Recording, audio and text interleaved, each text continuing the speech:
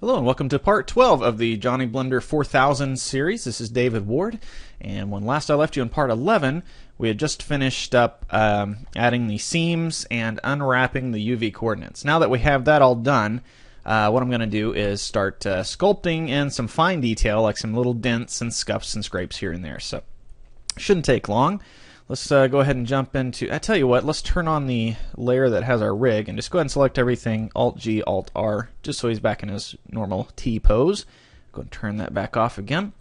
And let's turn off the subsurf, and I'll go and turn off the armature as well. Just turn off the render visible or the viewport visible. That's what the eyeball is and the camera is the render. So we'll go ahead and add the multi-resolution. And let me go ahead and turn on my screencast keys. There we go. Close that window again. And we're going to need to have our toolbox opened, so just hit T to bring that up. And when we go into sculpt mode, we'll have our tools over here that we can use. Now, in order to have the sculpt mode work well, we need to subdivide our multi-res modifier, multi-resolution, a few times. So just hit subdivide. We'll do it maybe till there's 3 subdivisions. So one more time. And slowly but sure, did I hit it? I think so, yeah. Uh-oh, not responding. There we go. Yes, when I'm recording, tell you what, let me let me pause recording and see if I can't close some of my system file or programs down so I can run a little smoother with this high resolution mesh and record my screen capture at the same time. So stand by. Okay, so I closed a couple of programs. Maybe it'll run a little smoother now. One other thing you can do to make the sculpt mode run smoother is, looks like Blender's locked up on me. No, it's just going very slow. Let's set the sculpt down to 2. There we go. Maybe it'll run a little smoother. And on the appearance, no. Options perhaps, yes. Fast to navigate, turn that on. So now whenever you rotate, it'll automatically pop into a preview of I guess 1 or 0, so you can navigate around your scene a little faster, and then it'll only show the actual sculpted details when you're not rotating. So okay, we'll see what we can do with the sculpt mode of 2. So we'll go ahead and delete that that third layer and see what we can do with only 2. So I'm going to get the blob tool, and I'm going to set it to subtract, and we're just going to throw a couple of dents in here on his head, maybe just right there. Maybe that's a little too much. Set the strength down a little bit. Let's put a dent right there, then maybe a smaller one kind of right there, like so. Somebody banged him in the head when he wasn't looking, I guess. I don't know. Maybe something over here. And then something down here. Or, you know, if you don't want to give him dents, you can leave him fresh and like a new coat of paint on there. Whatever you want to do. But on my version, he's going to be kind of old and weathered and have some rusty spots here and there. There we go. And maybe something down here on his leg. There we go. Okay. So now, let's get in here and add some more seams. We do that in the crease tool. Where is that at? Crease, right there. So let's get in here and add one across the top of his shoulder. There. Set the strength up a little higher. Maybe the radius down some. Set that right there. It didn't really do too much, did it? It'd really be nice if I could increase the subdivisions. If we go into wireframe view, you can see kind of how many subdivisions there are. And the more there are, the more detail you can get in there. And since the rib cage chest area here is very low polygon to begin with, when we only had 2 subdivisions of the multi-res, it doesn't really add that much extra detail to it. If we were to subdivide one more time, hopefully I can do that without crashing. Again, this screen recorder eats up a lot of the graphic card memory, so if we could do that, maybe we can add a more visible seam right there. A little bit. Okay, I think that'll work. Unfortunately, I did not have the symmetry turned on, so it didn't do it on the left side as well. So if we go down to symmetry, set X, it'll do both sides at the same time. But let me go ahead and fix that on this side now. Turn that off. There we go. Zoom in and add a seam right there on this shoulder. Okay. So that'll work there, and let's go ahead and do it on the hips as well. Now we can go ahead and turn the symmetry on, so we do both sides at the same time. Zoom in here.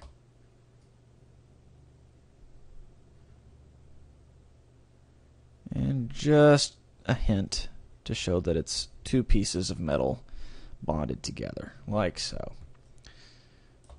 And then I'll leave the rest of it alone. But I would like to add some more scrapes and things like that, but we'll do that with texture mapping. So that's going to be all for the sculpting mode. So now let's go ahead and bake that to a normal map so we can work a little faster with this.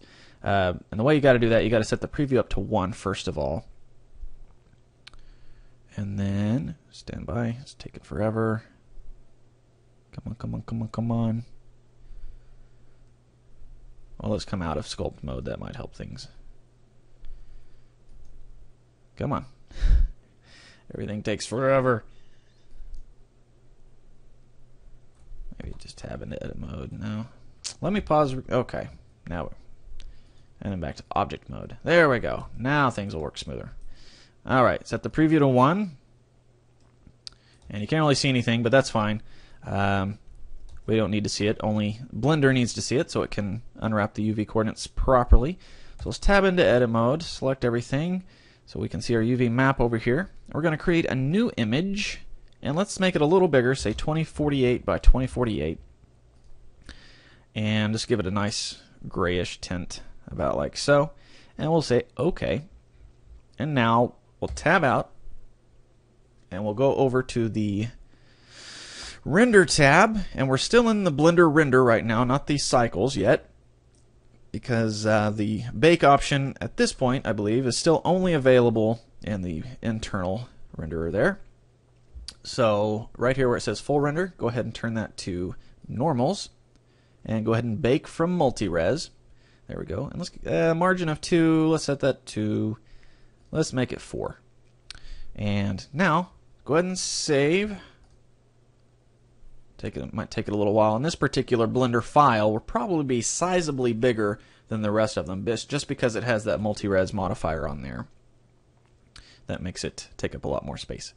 So after we get this baked, we can go ahead and delete that off. I might wait till part 13, just so it's still stuck on part 12 here in the source files.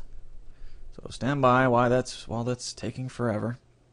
Tell you what, let me pause recording. Maybe that'll help my my system speed up a little bit. No? Is it doing it? No. Okay, hold on. Stand by. Okay, here we are. Now, after a couple of hours of much frustration and things of that nature, I figured out what was going on. I was having a problem baking the normal map, or baking the multi-res to a normal map, because I kept running into this problem, and I'll show you that problem. Normally, you have your multi-res all set up, and you're ready to bake. So you go over here to the bake settings, and we do all that already. Bake from multi-res, whatever.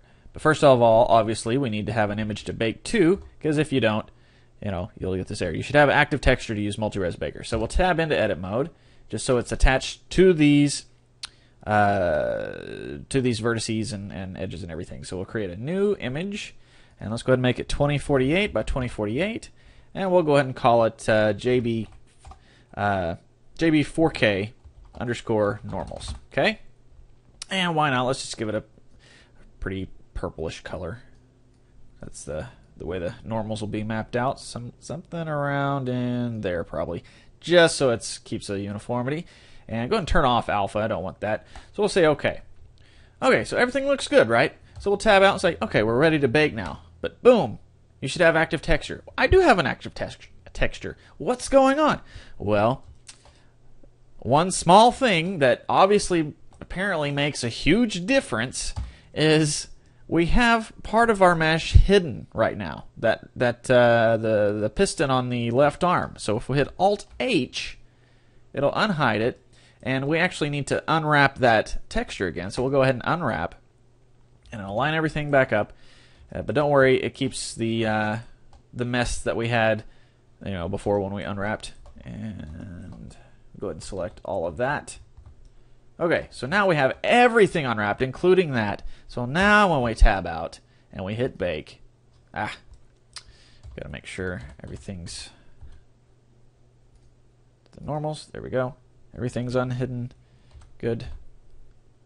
And now, there we go. So it took a long time for me to figure that out. Very frustrating. Almost punched a hole in the wall, but I didn't get quite that angry. But as you can see, it baked our sculpting, or a very little bit of sculpting that we did. There are the dents in the head and everything. Got that all baked out. So now we can go ahead and save this image, save as image, and we'll call it JB4K normals. It's already named that because that's what we named that image in Blender. So we'll go ahead and save that. And it'll take a second. Boom, boom. Okay. So now, as I said before, I like to save things when I'm going to apply different modifiers. So I'm going to go ahead and apply the mesh, the multi-res modifier, the mesh. So I'm going to go ahead and save this one last time as robot part 12. And it will take it a second. Hopefully it won't crash. Give it a few seconds. Tell you what, let me go ahead and pause recording while it's doing that, and we'll be right back.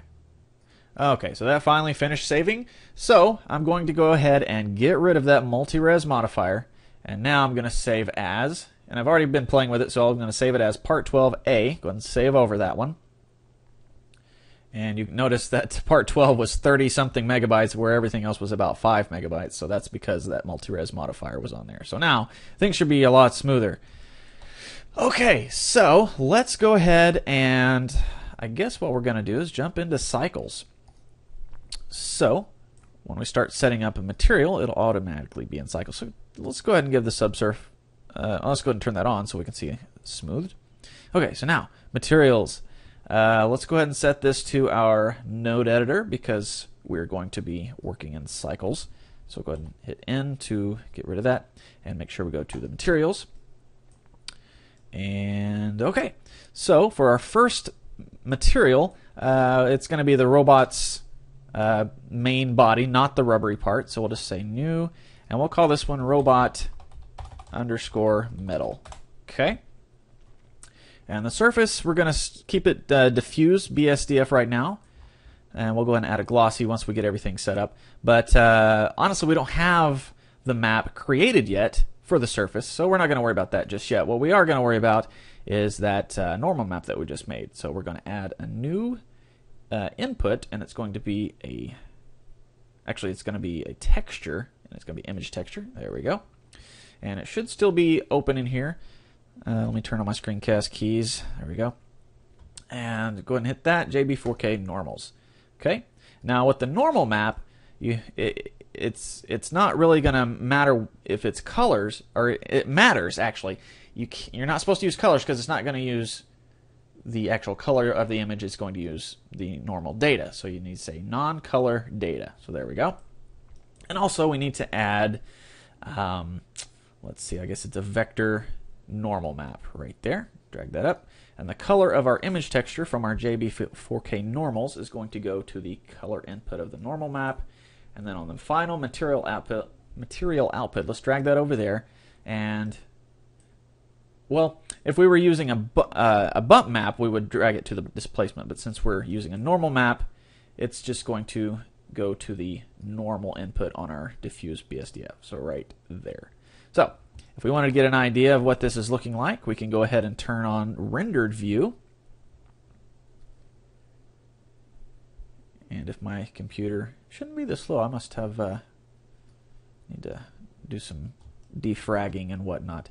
Okay, so we can't see any of the detail that we modeled in because we don't have any lights set up. So let's go back to solid view, And let's kind of get the scene set up so we can see what it looks like in render view a lot more easily. So go ahead and Shift A. We're going to add, actually, before we do that, let's go Shift A, or actually Shift S, and say cursor to center, so it's centered up there in the middle of the scene. Shift A, add a plane. Then we're tab into edit mode, scaled up really big. Let's go to vertex select. Select that, scale it up. And then we'll go to our side view, 3. And actually, let's subdivide it a few times. Number of cuts. Let's do 4. That'll be fine. Okay, and then we'll select this back row and this one and rotate that up so it's kind of the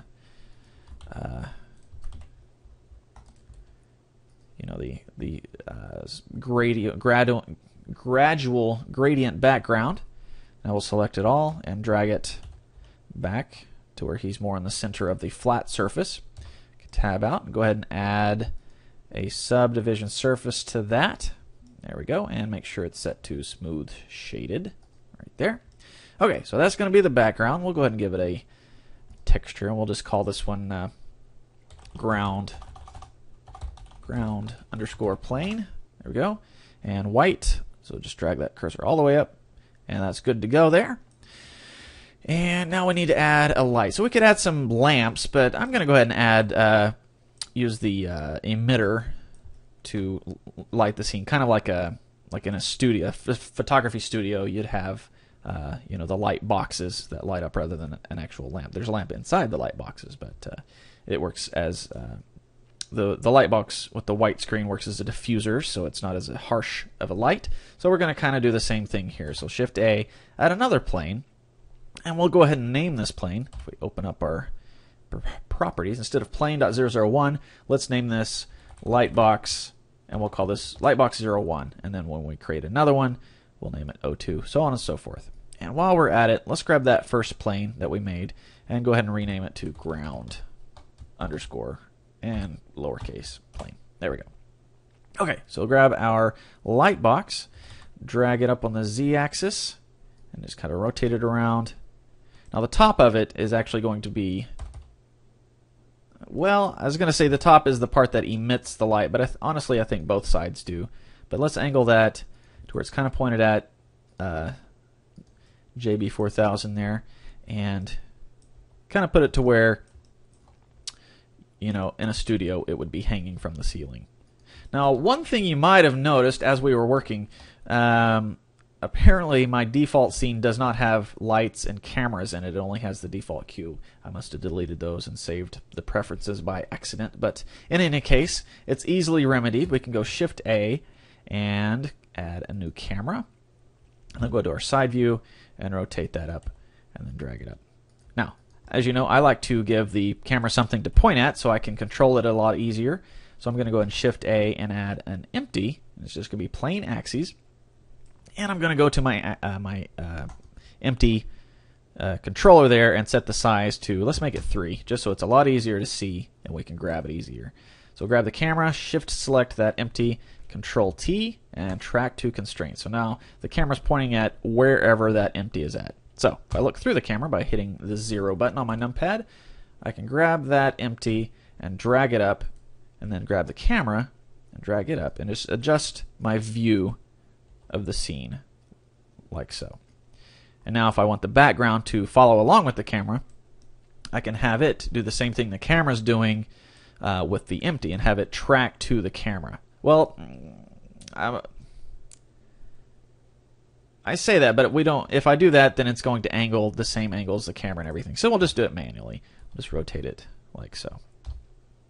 And there we go. Okay, so now let's grab that light box that we created and go ahead and create a texture for it.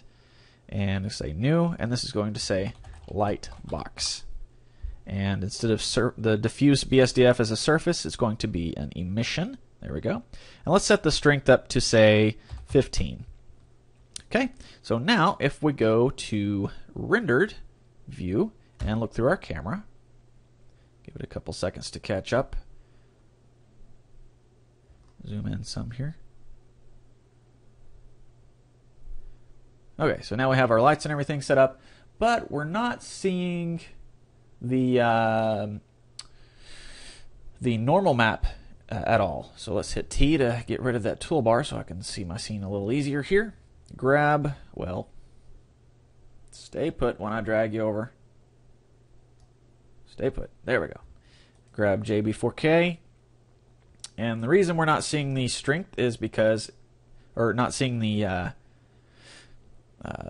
modeling at all, is because the strength is not very high. So let's set that to, say, let's try 5 and see what happens. Okay, so now you can kind of see the dent there on the head and there on the hips and right there. So there we go.